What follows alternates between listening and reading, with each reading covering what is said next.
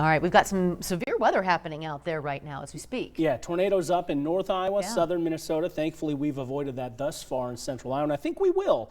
Okay. The scenario just does not favor that happening down into central Iowa. What is favored is wind, damaging wind. Let's take a look at the radar picture. We have a couple of severe thunderstorm warnings in place right now. Two storms in particular that have grown up to be a bit more robust. We're going to take a look at this storm approaching about the Marshalltown through Newton area right now. See that little bit of a bowing segment? If the severe wind is reaching the ground, this is likely the area that it is happening.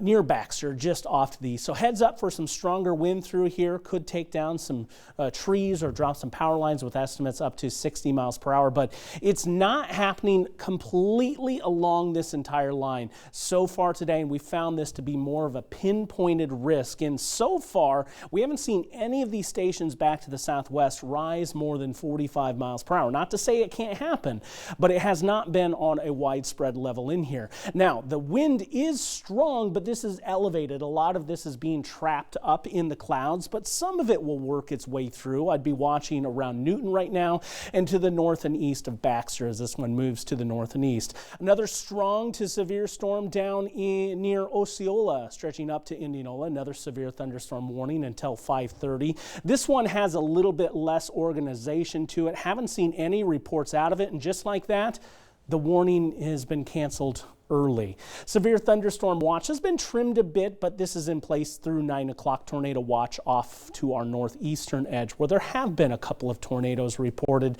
so far this afternoon and this evening. Strong wind and that heavy rain rolling into Norwalk at the airport. A report of 39 miles per hour, 45 not too far away from the Norwalk area as well. Ultimately, I think we're watching flash flooding and damaging wind. Now, so far, these storms have been fairly transient, but there's still a lot of standing water out there. I've heard of that a lot up into Story County.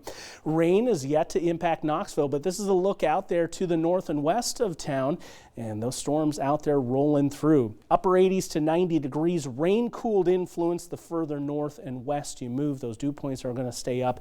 Even behind this cold front, we'll see a slight little drop, but you'll still likely notice a tinge of that humidity tomorrow, and especially so for the weekend.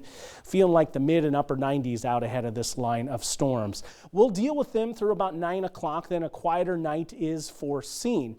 Here's Futurecast as we continue on. You see this activity, the scene just after 10 o'clock. Some trailing showers and thunderstorms. This should no longer be severe, but some isolated pinpointed wind gusts, stronger up to the severe limits possible. I think on a widespread scale, we're looking at 40, 45. But isolated to 60 miles per hour. A much quieter Friday is foreseen. A few clouds still out there, but generally clearing out to a mostly sunny sky in the day's second half. So I'm watching these streaks, the yellows that try to get in here, and that could yield an inch or maybe two quickly. Our ground is so saturated that is troublesome. 68 degrees for tonight with our overnight low, and then back up to 86 for your Friday. Temperatures here, I want to highlight this as we move on towards the 7 and 10 day forecast. The numbers unfolding mid to upper 80s for Friday, but then back up into the 90s for Saturday. And take a look at the heat index as well. Signal that we could be charging ahead towards 100 degrees on Saturday. Futurecast widespread upper 90s to about 100. If we tick up a couple of extra degrees, maybe cause for that weather impact alert day status. Looking into next week, we'll get some dry days after another rain chance. Kind of bookended on Sunday there early and into the later stages of the day. It'd be the second round to watch for the bigger thunderstorms.